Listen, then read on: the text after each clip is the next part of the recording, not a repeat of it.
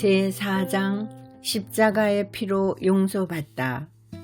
구원받지 못하고 죄를 용서받지 못한 사람은 남자나 여자나 젊은이나 아이나 다 하나님과 적대 관계에 있습니다. 그들과 그들의 창조주 사이에는 전쟁이 진행되고 있습니다.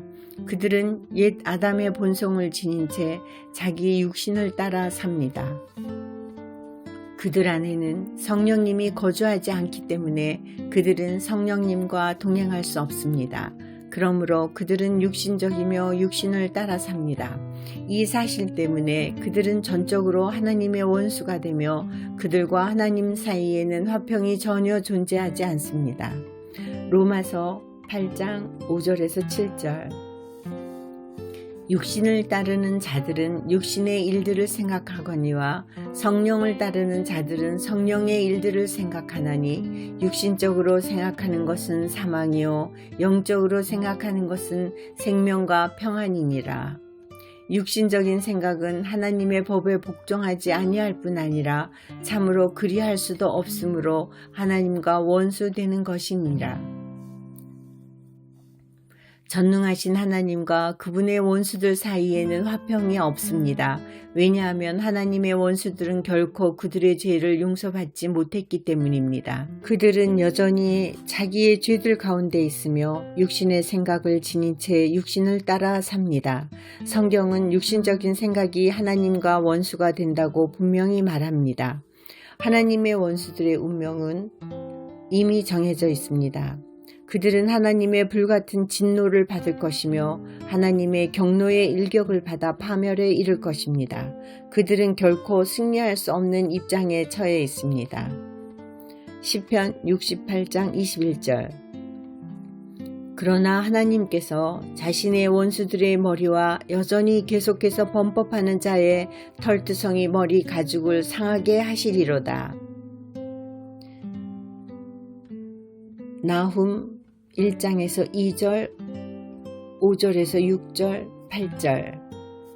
하나님은 질투하는 분이시며 주께서는 원수 갚는 분이시니라. 주께서는 보복하며 경노하시는 분이시니 주께서는 자신의 대적들에게 보복하시고 자신의 원수들을 위해 진노를 간직하시는도다.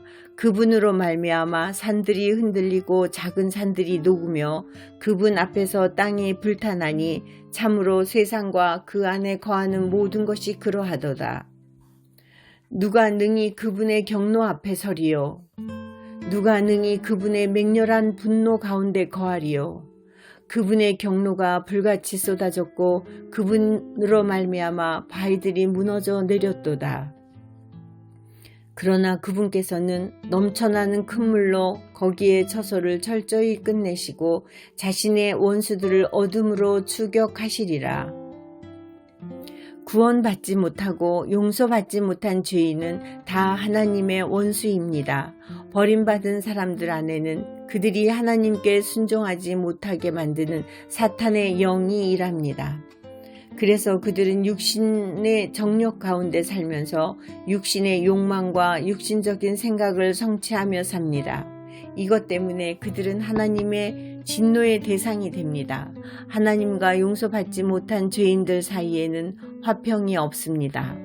바울은 죄 용서를 얻은 죄인들에게 그들의 옛 생활 상태가 어떠했는지 편지를 써서 밝히 보여줍니다. 에베소서 2장 1절에서 3절. 또 그분께서 범법과 죄들 가운데서 죽었던 너희를 살리셨도다. 지나간 때에는 너희가 그것들 가운데서 이 세상의 행로를 따라 걸으며 공중의 권세 잡은 통치자 곧 지금의 불순종 자녀들 가운데서 활동하는 영을 따라 걸었느니라. 지나간 때에는 우리도 다 그들 가운데서 우리 육신의 욕심 안에서 생활하며 육신과 생각의 욕망을 이루어 다른 사람들과 같이 본래 진노의 자녀들이었으나 하나님은 죄들을 용서받지 못한 사람을 진노의 자녀라고 말씀하셨습니다. 그들은 하나님의 원수들이며 하나님의 권능의 손 안에서 파멸을 향해 나아가고 있습니다. 이제 질문이 생깁니다. 과연 하나님은 진노의 자녀가 하나님의 자녀가 될 수 있는 길을 마련해 놓으셨을까요?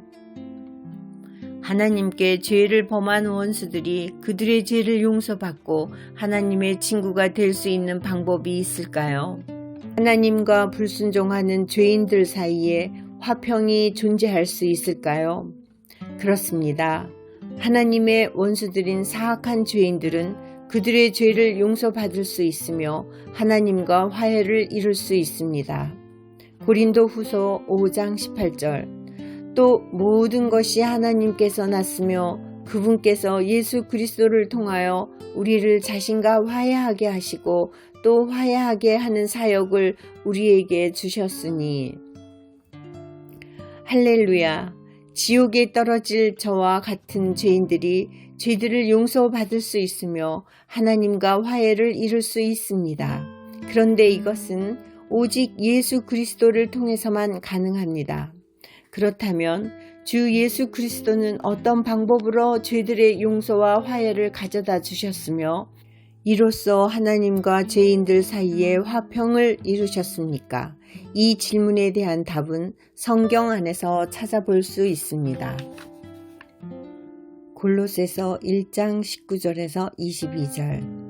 아버지께서는 그분 안에 모든 충만이 거하는 것을 기뻐하시고 그분의 십자가의 피를 통해 화평을 이루사 그분으로 말미암아 모든 것들이 즉 내가 말하노니 그분으로 말미암아 땅에 있는 것들이나 하늘에 있는 것들이 자신과 화해하게 하셨느니라. 한때는 너희가 사악한 행위들로 인해 멀리 떨어져 너희 생각 속에서 원수가 되었으나 이제는 그분께서 죽음을 통해 자기의 육체의 몸으로 화해를 이루사 너희를 그분의 눈앞에서 거룩하고 흠없고 책망할 것이 없는 자로 제시하려 하셨으니. 그렇습니다. 하나님과의 화해는 단 한 가지 방법으로 이루어집니다. 하나님과 죄인들 사이의 화평은 단 한 가지 방법으로 이루어집니다. 그것은 예수님의 육신 안에서 그분의 죽음을 통해 이루어집니다.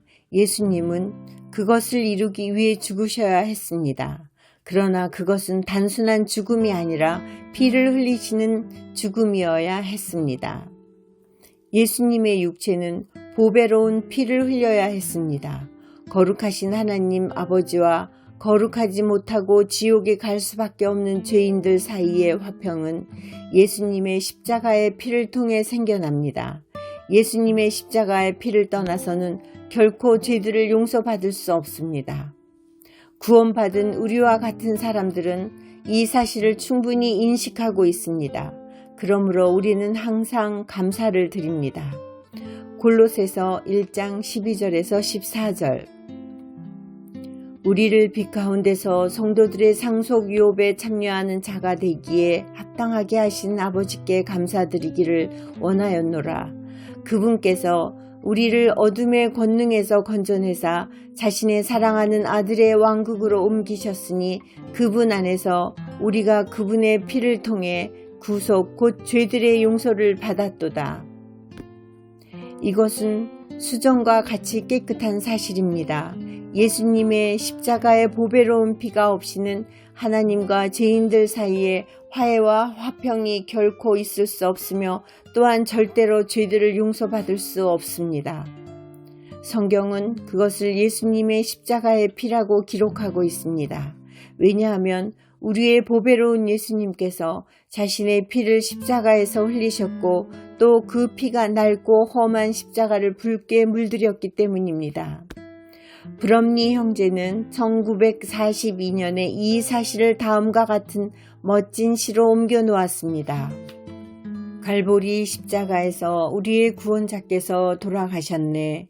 그분은 자신의 생명을 세상 사람들을 구원하기 위해 내어주셨네. 아픔과 고통을 당하며 모든 죄를 숨기시며 저 낡고 거친 십자가를 물들인 피를 흘리셨네. 그들은 저 거친 십자가에 예수님의 보배로운 손을 못 박았네. 그분은 죽음으로 엄청난 대가를 지불하셨네. 그 피가 저 낡고 험한 십자가를 붉게 물들임으로 모든 사람이 그분의 사랑으로 죄들을 용서받는다네. 당신과 나를 용서하시기 위해 그분께서 맞이했던 죽음은 얼마나 무서웠던가. 그분은 고통 중에 홀로 뒤척이셨네. 저 낡고 험한 십자가를 물들인 피로 말미암아 죄 가운데 방황하던 온 세상이 전적으로 해방을 얻었다네. 예수님의 피, 그분의 보배로운 피가 저 낡고 험한 십자가를 붉게 물들였네. 그분의 사랑이 엄청난 대가를 지불하셨네. 오 길 잃은 영혼이여, 지금 나와 저 낡고 험한 십자가를 물들인 그 피에 뛰어들어 자유를 누리라. 만일 예수님께서 피를 흘리지 않았다면 그 십자가는 얼룩지지 않았을 것입니다. 만일 피가 혈관에서 흘러나오지 않았다면 그 피는 그분의 십자가의 피라 언급되지 않았을 것입니다.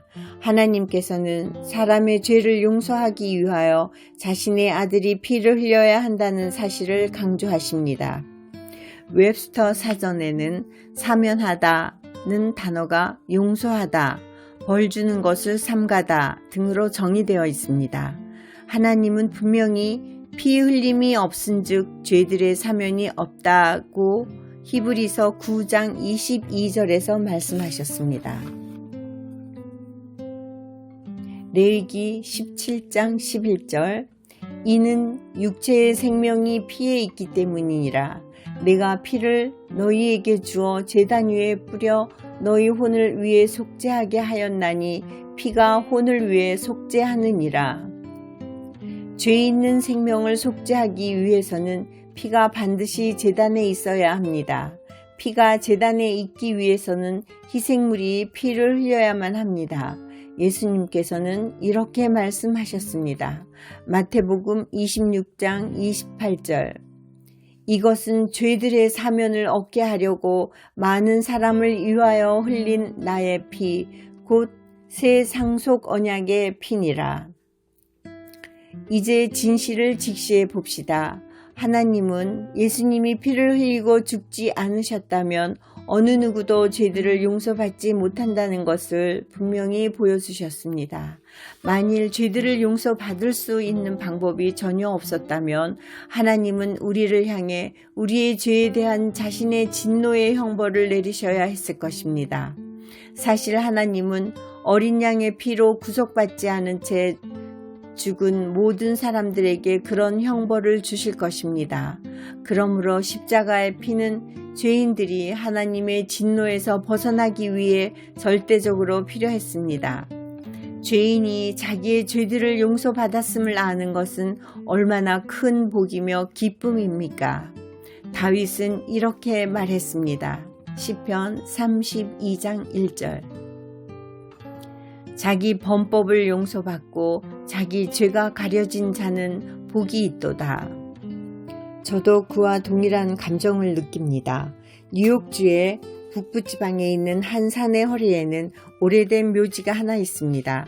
비바람을 맞아온 묘비 즉 무덤의 표시판들 가운데 하나에는 죽은 사람의 이름과 출생 및 사망 날짜 그리고 죄들을 용서받다 라는 말이 적혀 있습니다. 이에 대한 세부 사항을 알고 있는 사람은 현재 하나도 없습니다. 그러나 그것을 보고 저는 저의 묘비 위에 그분의 십자가의 피로 죄들을 용서받다 라고 새겨야겠다는 생각을 했습니다.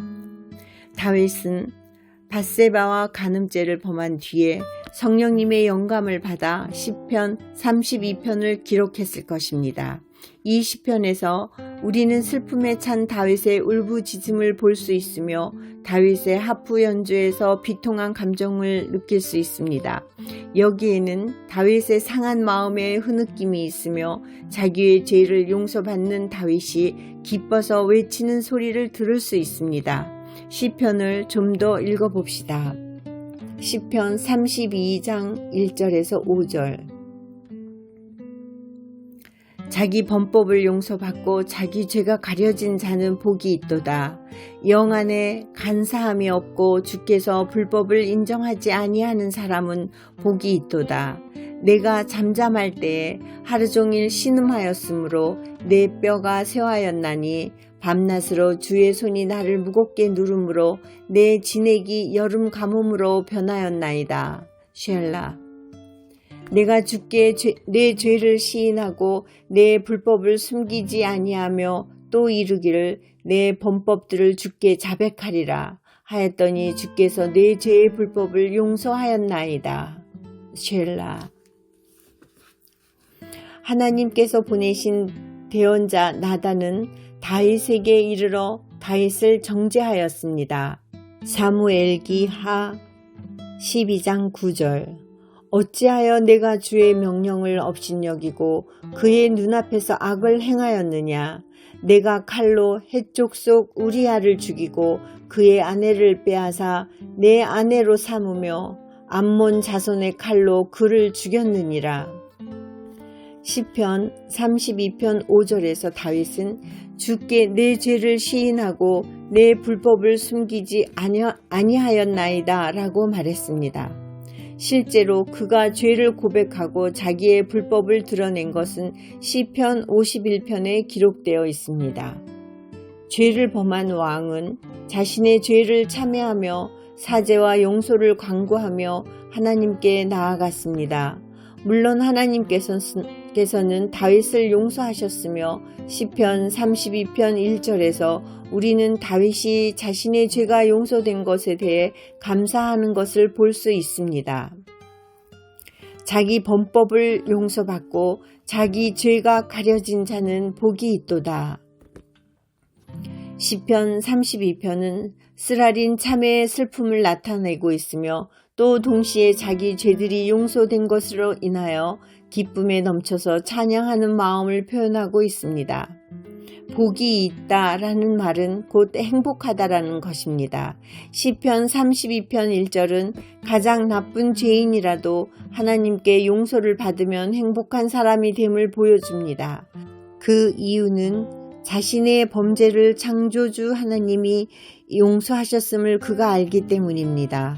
구원받은 우리는 다 하나님께서 우리의 죄를 용서하셨기 때문에 하나님을 크게 사랑해야 합니다. 하나님께서 우리의 많은 죄를 용서하셨음을 깨달으면 깨달을수록 우리는 더욱더 하나님을 사랑해야 할 것입니다. 예수님께서는 바리새인 시몬의 집에서 이 중대한 교훈을 우리에게 주셔서 진리를 깨닫게 하십니다. 누가복음 7장 36절에서 50절. 바리새인들 중에 하나가 그분께서 자기와 함께 잡수실 것을 그분께 구하매 그분께서 그 바리새인의 집에 들어가 음식 앞에 앉으시니라. 보라, 그 도시에 죄인인 한 여자가 있었는데 그녀가 예수님께서 바리새인의 집에서 음식 앞에 앉으신 것을 알고는 향유를 담은 옥합을 가지고 와서 그분 뒤에서 눈물을 흘리며 그분의 발 곁에 서서 눈물로 그분의 발을 씻기 시작하여 자기 머리털로 발을 닦고 그분의 발에 입을 맞추며 향유를 발에 부으매 이제 그분을 초대한 바리새인이 그것을 보고 속으로 말하여 이르되 이 사람이 만일 대언자라면 자기에게 손을 대는 이 여자가 누구며 또 어떤 여자인 줄 알았으리라. 그 여자는 죄인이니라 하니라. 예수님께서 응답하여 그에게 이르시되 시몬아 내가 네게 말할 것이 있다 하시니 그가 이르되 선생님이여 말씀하소서 하매 그분께서 이르시되 빚을 준 어떤 사람에게 빚진 사람 둘이 있어 하나는 500데나리온을 빚지고 다른 하나는 50데나리온을 빚졌는데 그들이 전혀 갚을 것이 없으므로 빚을 준 사람이 두 사람 다 너그러이 용서해 주었나니 그런즉 내게 말해보아라. 그들 중에 누가 그를 더 사랑하겠느냐 하시거늘 시몬이 대답하여 이르되 내 생각에는 그가 많이 용서해 준 사람이니이다 하니 그분께서 그에게 이르시되 내가 옳게 판단하였도다 하시고 그 여자에게로 돌이키시며 시몬에게 이르시되 네가 이 여자를 보느냐 내가 내 집에 들어올 때에 너는 내게 발 씻을 물도 주지 아니하였으되 이 여자는 눈물로 내 발을 씻고 자기 머리털로 발을 닦았으며 너는 내게 입 맞추지 아니하였으되 이 여자는 내가 들어올 때부터 내 발에 입 맞추는 것을 그치지 아니하였고 너는 내 머리에 기름을 붓지 아니하였으되 이 여자는 향유를 내 발에 부었느니라. 누가복음 7장 36절에서 50절. 이러므로 내가 네게 이르노니 그녀의 많은 죄들이 용서되었느니라. 이는 그녀가 많이 사랑하였기 때문이니라. 그러나 적은 것을 용서받은 자 곧 그는 적게 사랑하느니라 하시고 그녀에게 이르시되 네 죄들이 용서되었느니라 하시니 그분과 함께 음식 앞에 앉은 자들이 속으로 말하기 시작하여 이르되 이 사람이 누구이기에 죄들도 용서하는가 하더라. 그분께서 그 여자에게 이르시되 내 믿음이 너를 구원하였으니 평안히 가라 하시니라. 저는 이 여인이 평안히 돌아갔을 뿐만 아니라 기뻐하며 돌아갔음을 장담할 수 있습니다. 여러분은 죄인인 이 여인이 자신의 죄들이 용서되자 기뻐할 수밖에 없었음을 상상할 수 있습니까? 이것은 바로 다윗이 시편 32편을 쓰며 하나님을 찬양했을 때 느낀 그런 기쁨입니다. 그렇습니다. 저는 그가 찬양을 했다고 말했습니다. 모든 시편은 노래로 부를 수 있게 되어 있습니다. 바로 이 시편에서 우리는 죄인이 죄들을 용서받고 기뻐하면서 부르는 노래를 듣습니다.